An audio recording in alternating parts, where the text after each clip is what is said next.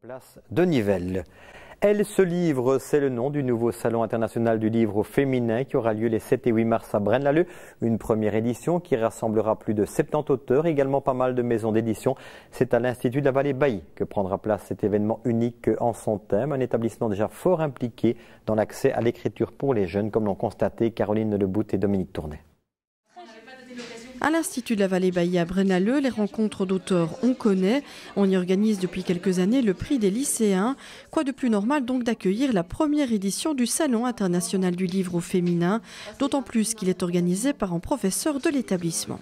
L'objectif, c'est de fédérer toutes ces femmes, mères, femmes d'affaires, travailleuses, sans emploi, à montrer ce qu'elles peuvent faire en dehors de leur vie active. Et certaines d'entre elles écrivent des livres, font de la musique, font de l'art. Et donc, c'était de les fédérer dans un même lieu où toutes ces personnes puissent se rencontrer.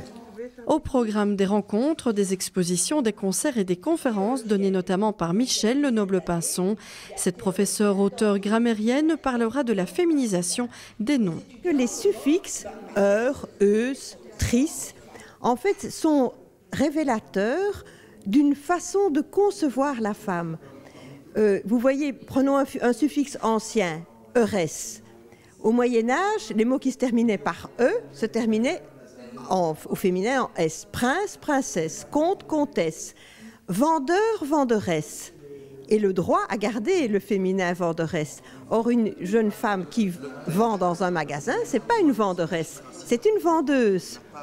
Donc, l'histoire des suffixes, c'est aussi l'histoire de la langue française. Autre exemple, chercheur devenu chercheuse en Belgique, mais chercheureux en France. Des explications passionnantes à écouter. Pour Michèle Lenoble-Pinson, ce salon est aussi l'occasion de passer un message. En Belgique, les jeunes filles sont largement présentes dans l'enseignement supérieur et à l'université. Mais ce n'est pas le cas dans beaucoup de pays de par le monde, en Afrique, en Asie.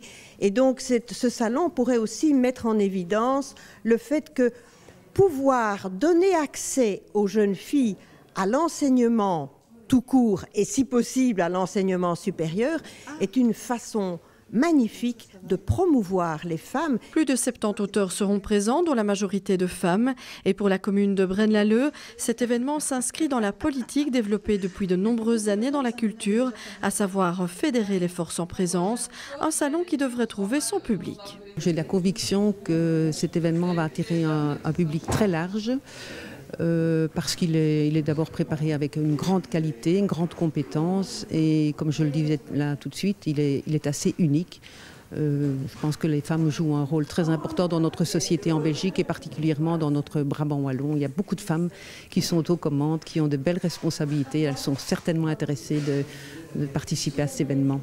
Le Salon international du livre au féminin sera organisé Journée de la femme oblige les 7 et 8 mars à l'Institut de la Vallée-Bailly. De quoi aussi construire des ponts entre les jeunes, les auteurs et l'écriture.